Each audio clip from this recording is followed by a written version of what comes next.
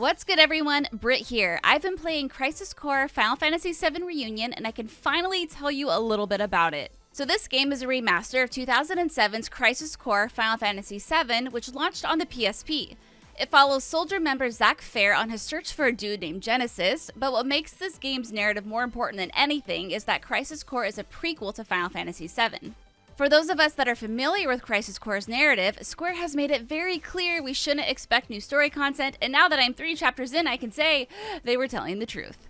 That said, I am still holding out hope for a new post-credit scene. But it makes sense, this is a remaster and not a remake. There have been improvements and enhancements, but you should know this game very much feels like a 2007 Final Fantasy PSP game.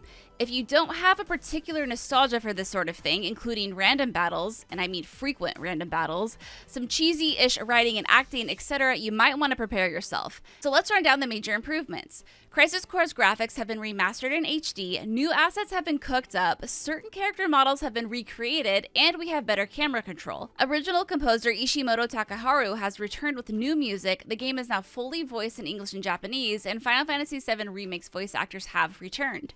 If you're new to Crisis Core, you should be aware of the game's most interesting quirk, the DMW, Digital Mind Wave, which automatically kicks off during combat. Think of it as a continually running slot machine that grants perks, summons, and limit breaks should it land on certain combos.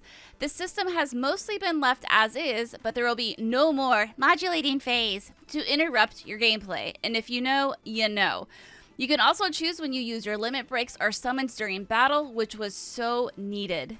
Considering Crisis Core Reunion is a remaster and not a remake, it makes sense that it looks and sometimes feels its age in more ways than one.